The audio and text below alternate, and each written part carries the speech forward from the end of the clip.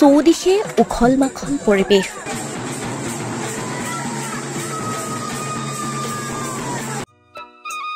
একেলগে বিয়াত বহিল 12 জোৰা দৰা কইনা।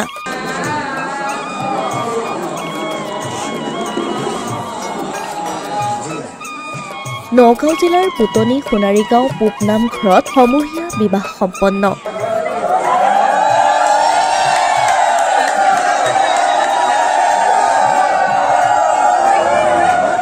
হাতে হাতে কলচীলৈ পানী তুলিবলৈ আহিছে এখন গাঁৱৰ গোপিনী।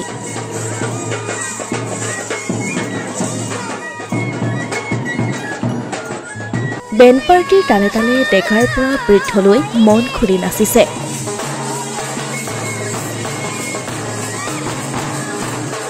শাৰী শাৰীকৈ বহিছে জোৰাই জোৰাই দৰা কইনা।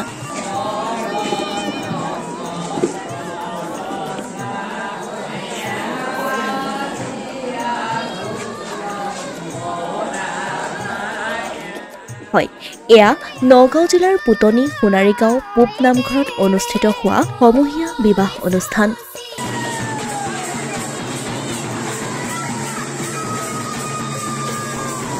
পুতনি সোণাৰীগাঁও পূব নামঘৰৰ হৰিদাস প্ৰাথমিকৰ সমূহ বাপ আইমাতৃ আৰু যুৱক যুৱতীসকলৰ সহযোগত অনুষ্ঠিত হোৱা এই সমূহীয়া বিবাহ অনুষ্ঠানত 12 জোৰা দম্পতীয়ে শ্ৰীমন্ত শংকৰ সংঘৰ বিবাহ বিধি অনুসৰি বিবাহ কাৰ্য সম্পন্ন কৰে।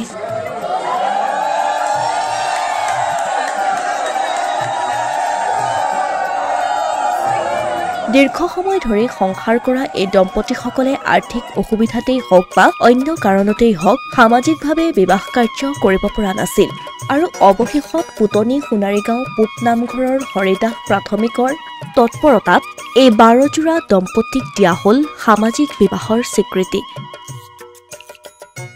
আমাৰ পুতনি সোণাৰীগাঁৱৰ 12জন পাত্ৰ পাত্ৰীয়ে গন্ধৰ্ব বিবাহ আজিৰ পৰা প্ৰায় 6-7 বছৰৰ আগতেই তেওঁলোকে কৰিলে।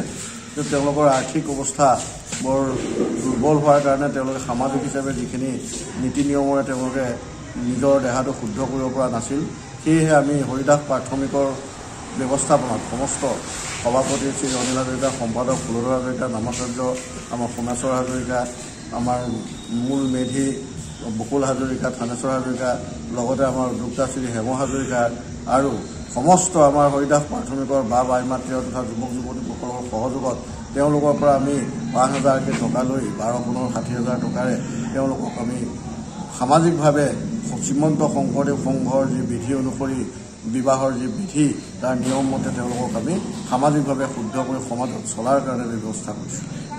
কেইহাল দম্পতি বিয়া পাতিছে? 12 হাল। উল্লেখ্য যে নামঘৰ পৰিচালনা সমিতিৰ সভাপতি অনিল হাজৰিকা আৰু সম্পাদক ফুলধৰ হাজৰিকাই এই ক্ষেত্ৰত বিশেষ উদ্যোগ গ্ৰহণ কৰিছে। লগতে স্থানীয় ৰাইজেও সহযোগ কৰিছে এইসকল দম্পতীক একগোট কৰি সমূহীয়াভাৱে এনেদৰে বিবাহ সম্পন্ন কৰাত।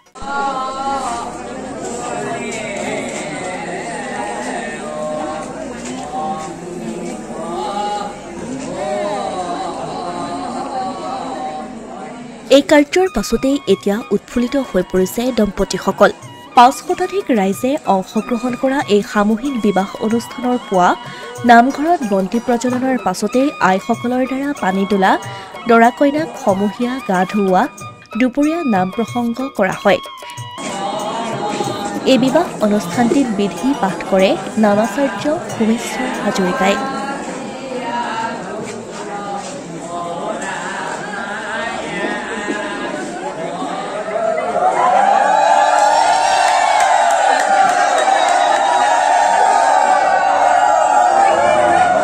অসমীয়া প্ৰতিদিন ডিজিটেল সংবাদ, উৰিয়াগাঁও।